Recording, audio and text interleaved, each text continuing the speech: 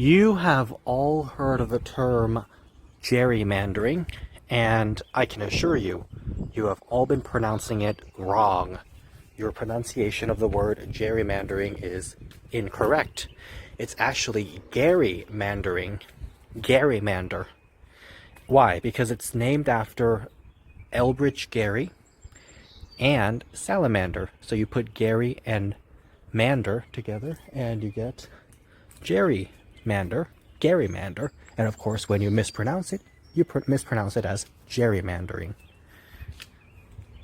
So, Vice President Elbridge Gerry was Vice President of the United States from March 4th, 1813 to November 23rd, 1814, and he died in office. That's why his vice presidency was only 1 year and 8 months long. He was only vice president for 20 months.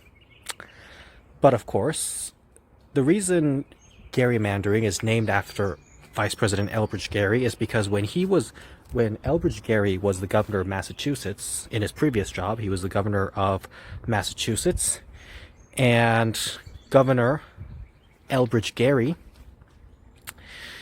wanted to redraw district lines, voting district lines in Massachusetts, and the redrawn districts that he proposed were in the shape of a salamander because the gerrymandering was so bad that the map just came out looking like a salamander. I mean, you can think of modern day gerrymandering and how Dan Crenshaw, horrible dude by the way, but Dan Crenshaw's district is shaped in a very weird way. The father of gerrymandering, Elbridge Gerry, he also did that. He invented it. He invented that.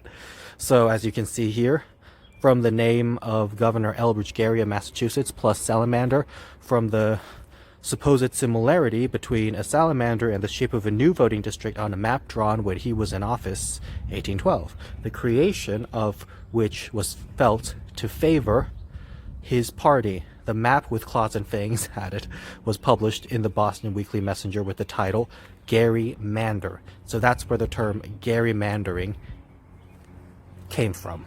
That's how it was invented, essentially.